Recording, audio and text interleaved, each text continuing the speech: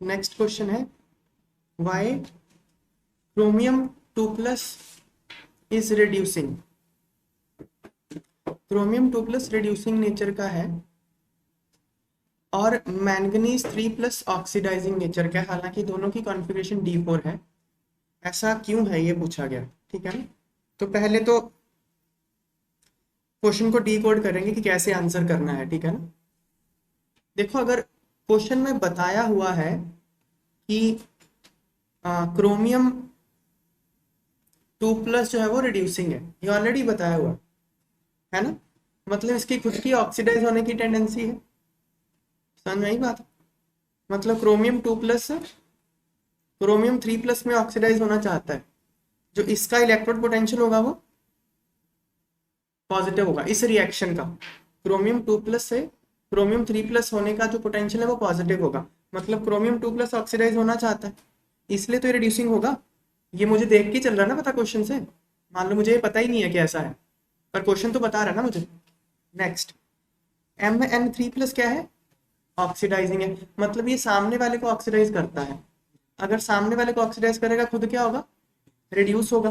तो Mn3+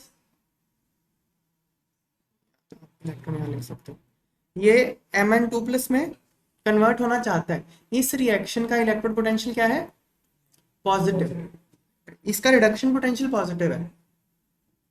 तो ये आइडिया मुझे क्वेश्चन देख के लग रहा है। तो क्वेश्चन को आंसर हम कैसे करेंगे, देखो ये 2+ 3+ वाले जितने क्वेश्चन होते हैं ना, ये इस टेबल पे बेस्ड होते हैं। ये एनसीईआरटी में टेबल दिया हुआ है, इसको बेसिस मान के आंसर करना होता है। तो एनसीईआरटी में है, देखो क्रोमियम और मैंगनीज, क्रोमियम और मैंगनीज का पोटेंशियल कितना, ये रहा M3+ टू M2+, मतलब chromium 3+ plus electron becomes chromium 2+। 3+ से 2+ का पोटेंशियल दिया है ना, ये कितना है, -0.41। समझ में आई बात, जो गिवन इन्फॉर्मेशन है वही लिख रहा हूँ। फिर मैंगनीज के लिए मतलब Mn3+ plus electron gives Mn2+, इसका पोटेंशियल कितना है, +1.57 वोल्ट, इतना ही है ना पोटेंशियल। ये डाटा एनसीईआरटी में गिवन है, आपको सारा डाटा याद करने की जरूरत नहीं है, पर ये ट्रेंड तो आपको याद होना चाहिए, कौन पॉजिटिव है कौन नेगेटिव और ट्रेंड। समझ में आई बात, ये याद होना चाहिए आपको। तो अब ये मैंगनीज से मैंगनीज 2+ बनने का पोटेंशियल क्या है, पॉजिटिव है, मतलब मैंगनीज 3+ तो रिड्यूस होना चाहता है मैंगनीज 2+ में।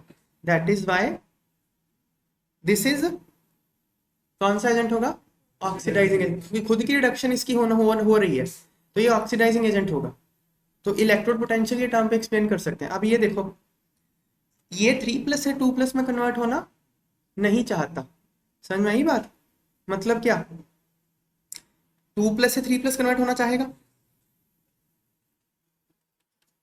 है क्या नहीं। ये 2+ से 3+ हो रहा है, इसका पोटेंशियल कितना होगा, अगर 3+ से 2+ होने का पोटेंशियल -0.41 है, तो 2+ से 3+ का कितना होगा, +0.41, मतलब ये होना चाहता है ना। तो ये 2+ से 3+ कन्वर्ट होना चाहता है, मतलब खुद की ऑक्सीडेशन करना चाहता है, मतलब ये एक रिड्यूसिंग एजेंट है। यही तो पूछा है भाई, ये ऑक्सीडाइजिंग एजेंट और ये रिड्यूसिंग एजेंट है, तो हम इन दो वैल्यूज के बेसिस पे इसको एक्सप्लेन कर सकते हैं। समझ में आई बात। तो ये टेबल पे ना, ये डाटा पे बेस्ड क्वेश्चन होते हैं।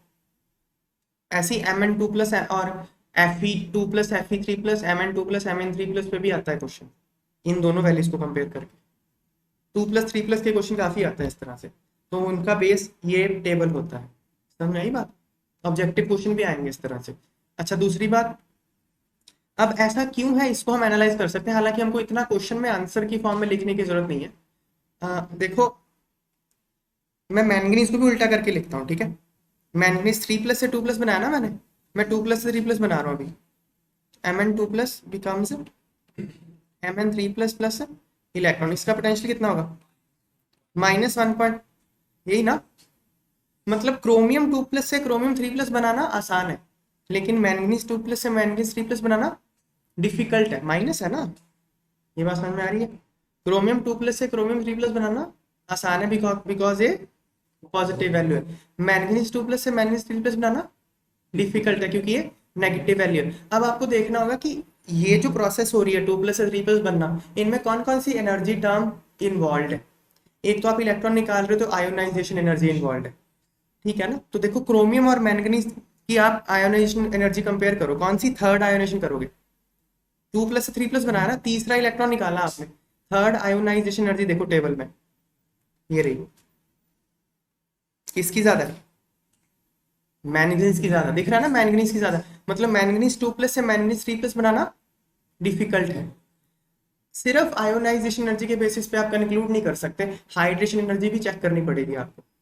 क्रोमियम 2 प्लस और क्रोमियम 3 प्लस की दोनों की हाइड्रेशन चेक करनी पड़ेगी। ऐसे ही मैंगनीज 2 प्लस और मैंगनीज 3 प्लस दोनों की हाइड्रेशन चेक करनी पड़ेगी, उनका कॉम्बिनेशन से ये पोटेंशियल आता है। मैं जस्ट कॉन्सेप्ट क्लियर करने के लिए बता रहा हूँ कि हाँ ये टर्म्स इन्वॉल्व होती हैं, हालांकि आपको इतना क्वेश्चन आंसर में मेंशन करने की जरूरत नहीं है। क्लियर होगी बात है। तो नेक्स्ट देखो, तो इसका आंसर क्या है, इसका आंसर क्या है देखो,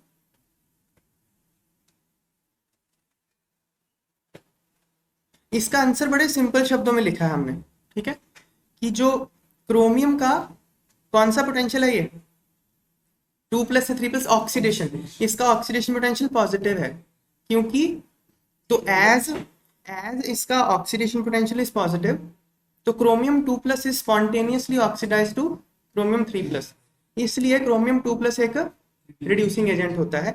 और ये क्या लिखा है हमने, मैंगनीज का रिडक्शन पोटेंशियल पॉजिटिव है, क्योंकि क्योंकि ये पॉजिटिव है, इसलिए Mn3 plus spontaneously Mn2 plus में रिड्यूस हो जाता है, इसलिए Mn3 प्लस एक ऑक्सीडाइजिंग एजेंट। इतना सिंपल सा लिख दो, वो तो मैंने ऑब्जेक्टिव क्वेश्चन और सब्जेक्ट के अंडरस्टैंडिंग के लिए आपको बताया कि कौन कौन से इसमें एनर्जी इन्वॉल्व है। समझ में आई बात।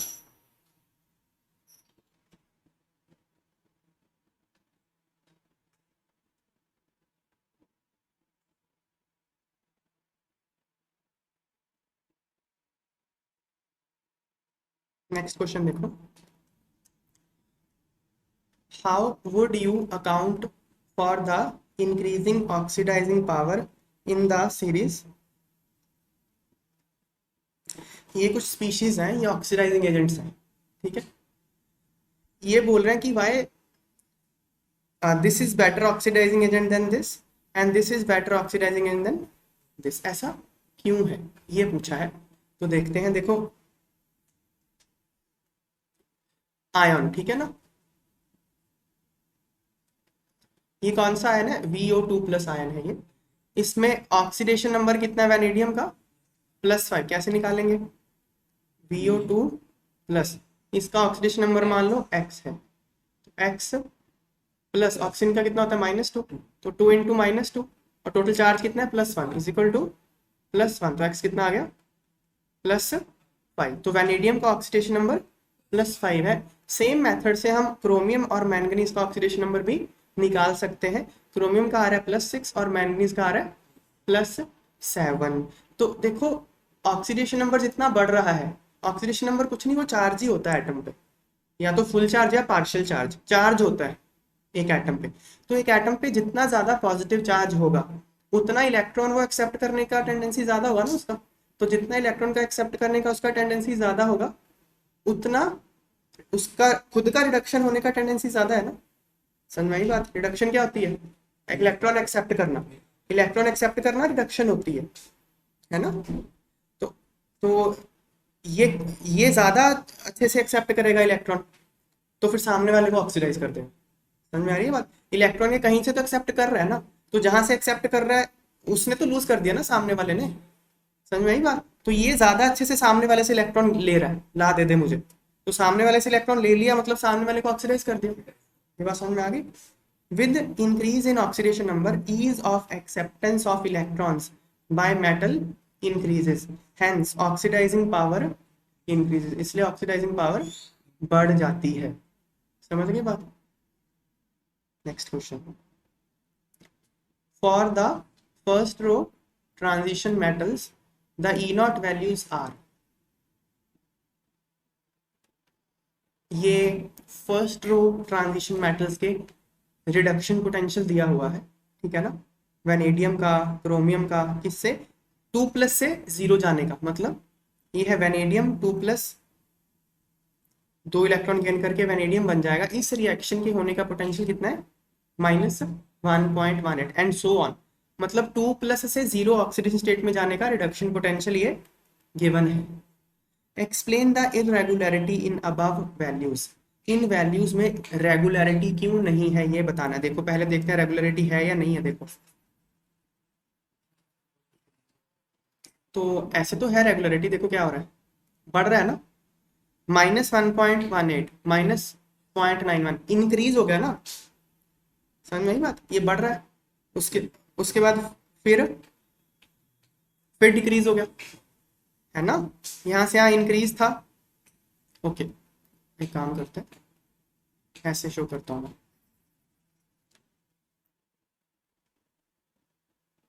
यहाँ से यहाँ इंक्रीज हो गया, फिर नीचे आने पे डिक्रीज हो गया, और फिर क्या हो गया, -1.18 से 0.4 -0.44 इंक्रीज है ना ये, और फिर इंक्रीज है, और फिर क्या है, फिर डिक्रीज हो गया ना, नहीं फिर इंक्रीज है, यस फिर इंक्रीज हो गया, फिर इंक्रीज हो गया।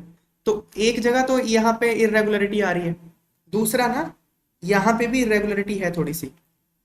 यहाँ पे ना इंक्रीज उतना ज्यादा नहीं हुआ, देखो -0.44 से -0.28 बहुत ज्यादा बढ़ गया, ये -0.28 से -0.25 उतना नहीं बढ़ा, ये -0.25 से +0.34 कितना ज्यादा जंप है, यहाँ जंप बहुत कम है। तो मतलब कुछ ना कुछ इरेगुलरिटी तो है, ऐसा क्यों है ये पूछा गया, समझ में आई बात।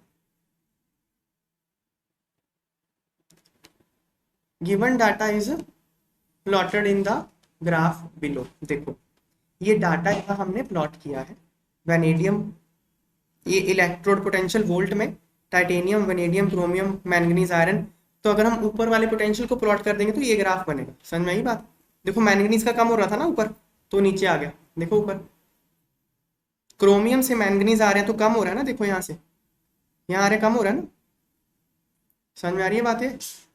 तो ग्राफ में भी कम कर दिया, शो कर दिया, और फिर मतलब ये बस कुछ नहीं, ग्राफ प्लॉट कर दिया, जो ऊपर वैल्यू दी थी उसका ग्राफ प्लॉट किया, कुछ नहीं किया, ताकि ट्रेंड और आसानी से समझ में आ सके। ये ग्राफ एनसीईआरटी में भी गिवन है, तो ये ग्राफ प्लॉट कर दिया। तो given data is plotted in the graph below. From this graph it is clear that E0 values for Mn and nickel are more negative than expected। क्या है देखो ये लाइन में क्या लिखा है मैंने, किसके लिए बात कर रहा हूँ, पहले तो मैंगनीज और निकल के लिए। मैंगनीज और निकल के लिए जो E0 वैल्यूज है वो क्या है, ज्यादा नेगेटिव है एक्सपेक्टेड ट्रेंड से। देखो देखो मैंगनीज का डिप कर गया, मतलब ज्यादा नेगेटिव है। एक्सपेक्टेड क्या था, ग्राफ ऐसे जाए, आप यही एक्सपेक्ट करते हो ना, ग्राफ ऐसे जाए, तो मतलब ये डिप कर गया, मतलब मोर नेगेटिव हो गया। और कौन डिप करा, निकल। देखो यहाँ यहाँ खड़े हो जाओ, है ना, यहाँ से खड़े होके तो सीधा जाना चाहिए ना, अगर ट्रेंड ऐसे सीधा जा रहा है, बढ़ रहा है, तो ये निकल तो डिप कर गया। तो डिप किसने मारा है, मैंगनीज और निकल ने, दोनों ने डिप मारा है। ये बात समझ में आ रही है, मोर नेगेटिव है ना। Reason for this are as follows. तो ये भाई जो मैंगनीज और निकल है इनका जो डिप मार रहा है, इनका जो E0 वैल्यू है एक्सपेक्टेड से ज्यादा नेगेटिव है, ऐसा क्यों है, इन दोनों के रीजन हमने यहाँ एक्सप्लेन किए हैं। वैसे मैंने क्लास में भी थ्योरी हमने करी है, क्लास में थ्योरी कॉपर और जिंक की भी करी थी हमने, है ना। तो देखो इसका रीजन देखो,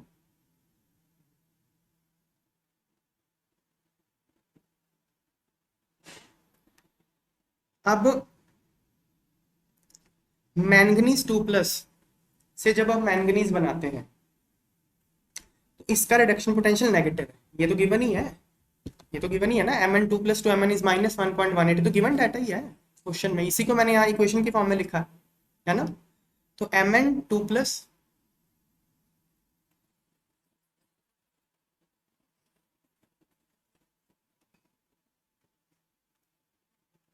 आर्गन 18 3d5, ठीक है ना, because of half field configuration Mn2+ is stable. देखो Mn2 ये क्या शो करता है, -1.18 मतलब माइनस है ना, ये क्या शो करता है माइनस, मतलब ये रिएक्शन होना नहीं चाहती। ये रिएक्शन क्यों नहीं होना चाहेगी, अगर ये स्टेबल होगा भाई, अगर Mn2+ स्टेबल होगा तो वो वैसे स्टेबल वैसे ही रहेगा ना, वो बदलना क्यों चाहेगा, समझ में आई बात। Mn2+ क्यों स्टेबल है, क्योंकि इसकी कॉन्फ़िगरेशन Argon 18 3d5 होती है, क्योंकि Mn2+ स्टेबल है इसलिए वो Mn में नहीं बदलना चाहेगा, इसलिए कन्वर्जन Mn2+ से Mn बनाना डिफिकल्ट होता है, इसलिए इसका इलेक्ट्रोड पोटेंशियल मोर नेगेटिव है, एक्सपेक्टेड वैल्यू से ज्यादा नेगेटिव, समझ में आई बात। निकल का देखो, निकल का भी ज्यादा नेगेटिव है एक्सपेक्टेड वैल्यू से, मतलब ये वाला स्पीशीज स्टेबल होगा, यही बात है ना भाई, अगर ये रिएक्शन होना ही नहीं चाहती मतलब ये स्टेबल होगा ना, इसलिए नहीं होना चाहेगा ना। ये क्यों स्टेबल है, हाइड्रेशन की वजह से, इसकी हाइड्रेशन एनर्जी बहुत ज्यादा होती है। क्या होती है हाइड्रेशन एनर्जी, पहले मैंने बहुत बार बताया, Ni2+ पानी में पड़ा है, ये पानी में पड़ा है ना वाटर में, तो वाटर इसको घेरेगा ना, ये एक पॉजिटिव चार्ज है, और ऑक्सीजन के ऊपर नेगेटिव चार्ज होता है, तो ऑक्सीजन का नेगेटिव चार्ज इसको घेर लेगा ना, है कि नहीं, घेरेगा ना, तो घेर लेगा, तो this is like mini bond formations, इसको बोलते हैं hydration.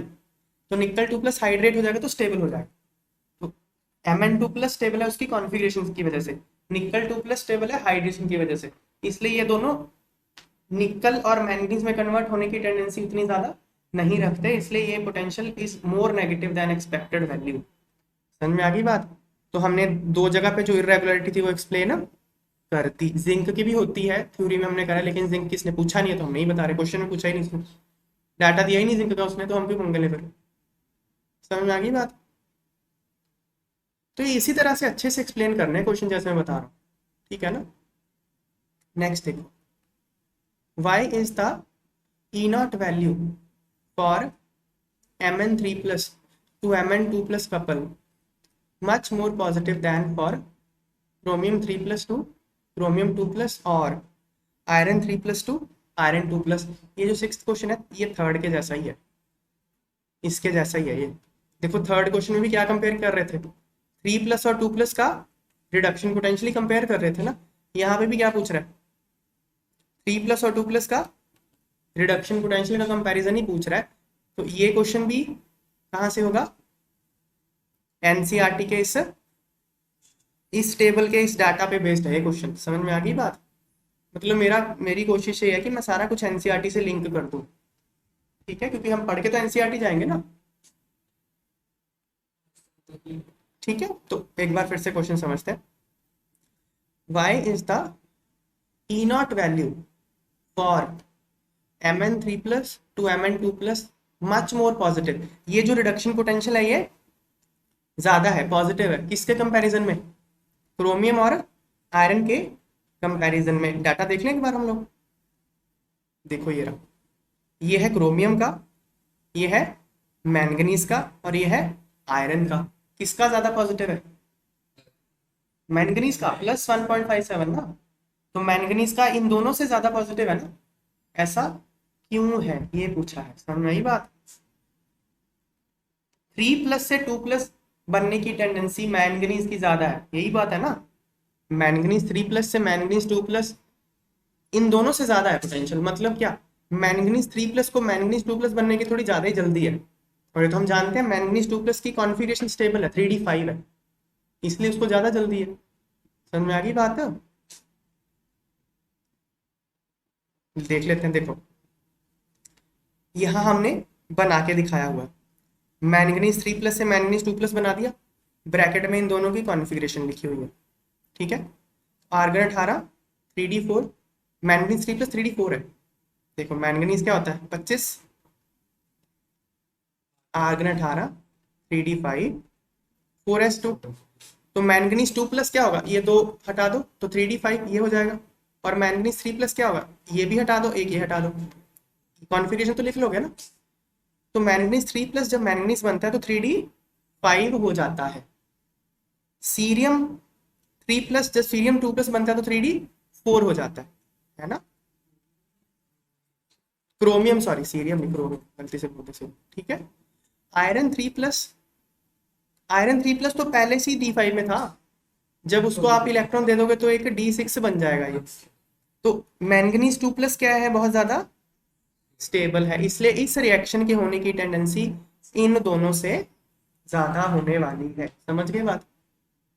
Manganese 2+ had stable D5 configuration, hence conversion of manganese 3+ to manganese 2+ is favourable. यहाँ हैज आएगा, ठीक है, इंग्लिश की गलती है थोड़ी, हैज कर लेना, ठीक है। This stability is not gained, तो ये जो स्टेबिलिटी आ गई कॉन्फ़िगरेशन की, ये क्रोमियम 3+ जब क्रोमियम 2+ में बनता है या आयरन 3+ आयरन 2+ में बनता है, ये वाली स्टेबिलिटी नहीं मिल पाती, इसलिए इसकी जो E0 की वैल्यू है वो इन दोनों से ज्यादा पॉजिटिव है। सिंपल। देखो वही बातें बार बार रिपीट हो रही हैं, ये डिफिकल्ट लग सकता है लेकिन आप प्रैक्टिस करोगे घर जाके तो बहुत आसान है, सेम कॉन्सेप्ट बार बार लगता है, ठीक है। नेक्स्ट देखो, for M2+ to M and M3+ to M2+ systems, the E0 values for some metals are as follows। ये कुछ रिडक्शन पोटेंशियल दिए हुए हैं, देखो क्रोमियम 2+ से क्रोमियम 0 बनने का पोटेंशियल माइनस, मतलब ये रिडक्शन पोटेंशियल दिए हैं, +2 से 0 जा रहा है, ये डाटा दिया है, ये +3 से +2 जा रहा है, डाटा दिया, देख लो उसी टेबल पे लिंक्ड है क्वेश्चन ही, उस टेबल में डाटा दिए है ना, कौन कौन से डाटा दिए, देखो डाटा नहीं याद करना, ट्रेंड याद करने। देखो जैसे अभी देखो कौन कौन से क्वेश्चन आ गए, मैंगनीज क्रोमियम और आयरन पे आ गया ना क्वेश्चन, इनके ट्रेंड याद कर लो कि मैंगनीज ज्यादा पॉजिटिव है आयरन से, और आयरन और मैंगनीज का वैल्यू पॉजिटिव है, क्रोमियम का नेगेटिव है, इस तरह से ट्रेंड याद कर लो। समझ गए ना? वैल्यू नहीं याद करनी है आपको, क्वेश्चन जिस तरह से पूछे जाता है वो तो मैं दिखा ही रहा हूँ क्वेश्चन कैसे पूछे जाते हैं। समझ में आई बात? तो क्वेश्चन में तुमको एग्जैक्ट डाटा की जरूरत पड़ी क्या कि ये +1.57 है, एग्जैक्ट तो डाटा नहीं पड़ा ना, लेकिन ट्रेंड की जरूरत तुमको पड़ रही है। मैं साथ साथ ना ऑब्जेक्टिव क्वेश्चन भी बता रहा हूँ कि ऐसे पूछे जाते हैं, ठीक है ना? ओके, ये देखो 3+ से 2+ का पोटेंशियल ये गिवन है, और 2+ से 0 का पोटेंशियल यहाँ गिवन है, तो इसी से वो लिंक्ड क्वेश्चन है, ठीक है ना?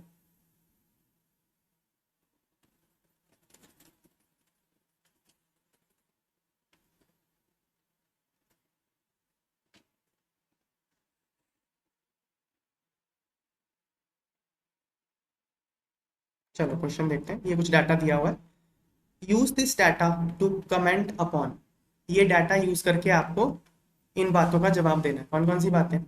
The stability of Fe3+ in acid solution as compared to that of chromium 3+ and manganese 3+। ये बोल रहा है भाई Fe3+ मैंगनीज 3+ और क्रोमियम 3+ से स्टेबल है क्या है, देखो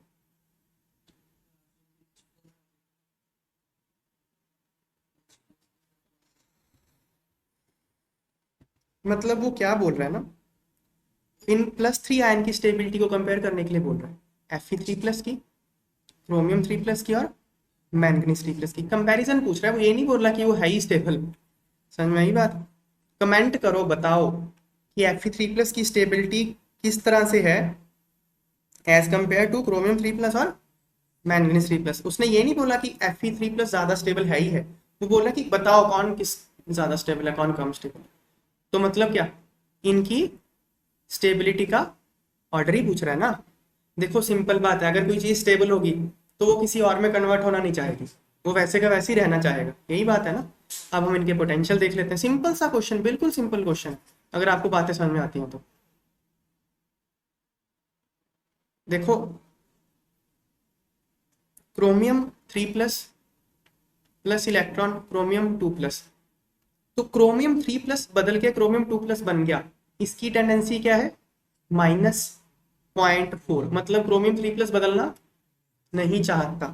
ऐसे ही मैंगनीज 3+ बदल के मैंगनीज 2+ बन गया, इसकी टेंडेंसी क्या है, प्लस, मतलब ये बड़ा उतावला हो रहा है, बदलो मुझे तो, +3 से +2 ये बनना चाहता है।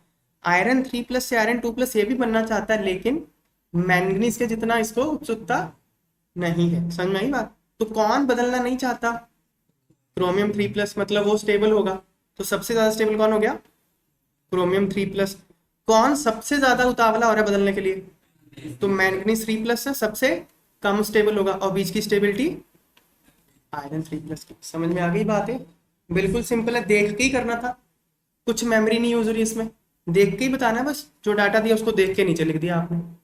समझ में आ गई बात? देखो, तो इलेक्ट्रोड पोटेंशियल पे बेस्ड ही इसका मैंने आंसर लिखा है। More is the potential of a reaction, reaction का पोटेंशियल जितना ज्यादा होता है, more easy is its occurrence, reaction उतनी आसानी से हो जाती है। E nought M3+ to M2+ values, reduction potential values 3+ से 2+ वैल्यूज सजेस्ट करती हैं कि स्पॉन्टेनिटी ऑर्डर है रिएक्शंस का ये, यही है ना, मैंगनीज 3+ से मैंगनीज 2+ बनना सबसे ज्यादा स्पॉन्टेनियस है, उससे कम स्पॉन्टेनियस आयरन वाला, उससे कम स्पॉन्टेनियस क्रोमियम वाला। डाटा से बता सकते हैं ना।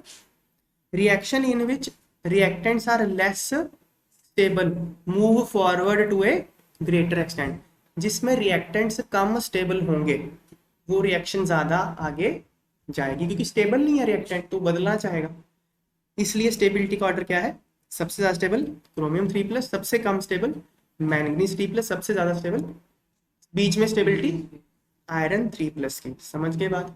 सिंपल है ये।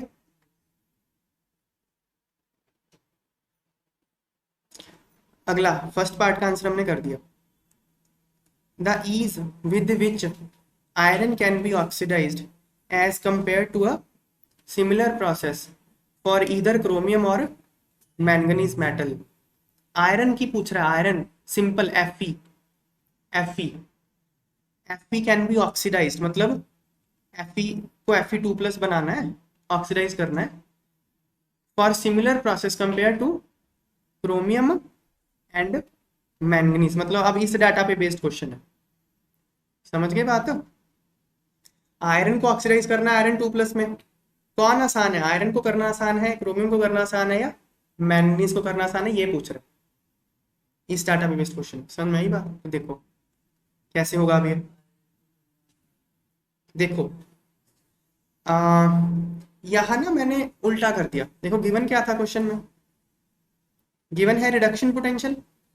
देखो सेम लॉजिक बार बार रिपीट होता है इलेक्ट्रोकेमिस्ट्री में, न जाने कितने क्वेश्चन होते हैं इस बात पे, strength of oxidising and reducing agent पे सेम है। वो क्या बोल रहा है, आयरन को ऑक्सीडाइज करना है, लेकिन डाटा किसका गिवन है, रिडक्शन का। आयरन 2+ को आयरन में रिड्यूस करे जा रहा है, लेकिन क्वेश्चन उसने ऑक्सीडेशन का पूछा है, तो मैं अपनी आसानी के लिए इसको ऑक्सीडेशन पोटेंशियल लिख लेता हूँ, सबके रिडक्शन पोटेंशियल लिखे, सबके ऑक्सीडेशन लिख देता हूँ मैं।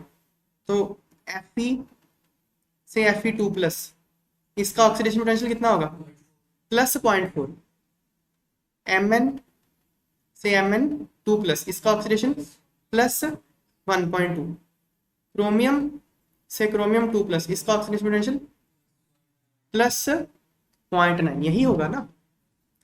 तो मतलब ज्यादा, अब ये तो सीधा यही क्वेश्चन पूछा था ना, ऑक्सीडेशन किसका आसान है, तो जिस रिएक्शन का पोटेंशियल ज्यादा होगा वो आसानी से होगी। तो देखो सबसे ज्यादा आसानी से कौन हो रहा है ऑक्सीडाइज, मैंगनीज, तो सबसे ज्यादा ऑक्सीडेशन किसकी आसान है, मैंगनीज की, उससे कम क्रोमियम, उससे कम आयरन, या ऑर्डर है, बस खत्म होगी कहानी। देखो सबसे ज्यादा मैंगनीज, फिर क्रोमियम, फिर आयरन। कैसे पता चला ये मुझे, भाई आपने वैल्यू दे रखी है, पता चल गया। तो यहाँ मैंने क्वेश्चन में ऑक्सीडेशन पोटेंशियल लिखा है, भाई ऑक्सीडेशन पोटेंशियल इसका +1.2 है, इसका ऑक्सीडेशन +0.9 है, इसका ऑक्सीडेशन +0.4 है। ये वैल्यू सजेस्ट करती हैं कि ईज ऑफ ऑक्सीडेशन क्या है, manganese, chromium and, simple question है। नेक्स्ट देखो,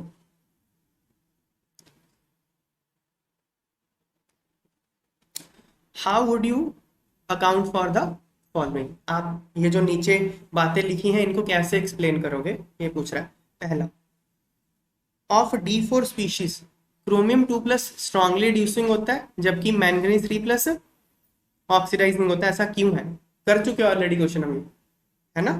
क्रोमियम 2+ रिड्यूसिंग एजेंट है, मैंगनीज 3+ ऑक्सीडाइजिंग एजेंट। अभी थर्ड क्वेश्चन किया ना, सेम आंसर है। देखो क्रोमियम 2+ से क्रोमियम 3+ बनने का पोटेंशियल क्या है, पॉजिटिव है, +0.41 है, क्योंकि दिस पोटेंशियल इज पॉजिटिव, इसलिए क्रोमियम 2+ से क्रोमियम 3+ बनना क्या है, स्पॉन्टेनियस है। तो क्रोमियम 2+ क्रोमियम 3+ आसानी से बन जाएगा, मतलब वो इलेक्ट्रॉन लूज करेगा। तो जो इलेक्ट्रॉन उसने लूज करा कहीं तो जाके चिपकेगा इलेक्ट्रॉन, जहां जाके वो इलेक्ट्रॉन चिपकेगा उसको रिड्यूस कर देगा, तो इसलिए ये एक रिड्यूसिंग एजेंट है। सिमिलरली मैंगनीज 3+ से मैंगनीज 2+ पॉजिटिव, यहाँ मैंने बदल दिया, देखो यहाँ मैंने 2+ से 3+ लिखा था, यहाँ मैंने 3+ से 2+ लिखा, ठीक है ना। तो 3+ से 2+ इसका पॉजिटिव है, क्योंकि ये पॉजिटिव है इसलिए मैंगनीज 3+ मैंगनीज 2+ में कन्वर्ट होना चाहता है, क्योंकि ये कन्वर्ट होना चाहता है तो इलेक्ट्रॉन गेन करेगा, 3+ 2+ बनने के इलेक्ट्रॉन गेन करेगा, और इलेक्ट्रॉन गेन करेगा तो कहीं से तो गेन करेगा ना, जहां से गेन करेगा उसको ऑक्सीडाइज कर देगा, तो इसलिए ये एक ऑक्सीडाइजिंग एजेंट। समझ गए बात, ऑलरेडी कर चुके हैं क्वेश्चन। हम second question, the D1 configuration is very unstable in ions। D1 configuration stable क्यों नहीं होती ये पूछ रहा है। देखो स्कैंडियम, स्कैंडियम की अगर बात करें 21, आर्गन 18, 3D1 4s2। हमने एक ऑक्सीडेशन टेबल, ऑक्सीडेशन नंबर वाला टेबल याद किया था, उसमें हमने बोला था कि जो डी ब्लॉक एलिमेंट है +2 ऑक्सीडेशन स्टेट सारे शो करते हैं, लेकिन स्कैंडियम नहीं करता। स्कैंडियम +2 कर दोगे तो क्या हो जाएगा, 3D1 नहीं हो जाएगा, 3D1 स्टेबल नहीं होता। ये हमने डाटा ऑलरेडी याद किया हुआ है, मैं लिंक कर रहा हूँ कि हमने कहाँ पढ़ा है क्लास में, ठीक है ना। तो स्कैंडियम का हमने बोला था सिर्फ +3 ऑक्सीडेशन स्टेट शो करता है। समझ में आई बात, क्यों करता है भाई, D1 रख के वो करेगा क्या, D1 भी लूज करवा दो ना तो आर्गन बन जाएगा, नोबल गैस बन जाएगा, तो D1 क्यों रखेगा वो। समझ में आई बात। Elements in D1 configuration tend to lose an electron, जो D1 कॉन्फ़िगरेशन में होते हैं वो एक इलेक्ट्रॉन लूज करना चाहते हैं, क्यों, to acquire stable D0 configuration. D0 मतलब नोबल गैस की कॉन्फ़िगरेशन हो जाएगी। thus D1 configuration is very unstable in ions। elements in D1 configuration either act as reducing agent or undergo disproportionation। तो D1 में होते हैं या तो वो रिड्यूसिंग एजेंट की तरह काम करते हैं या फिर वो डिस्प्रपोर्शनेशन उनकी हो जाती है। That's it।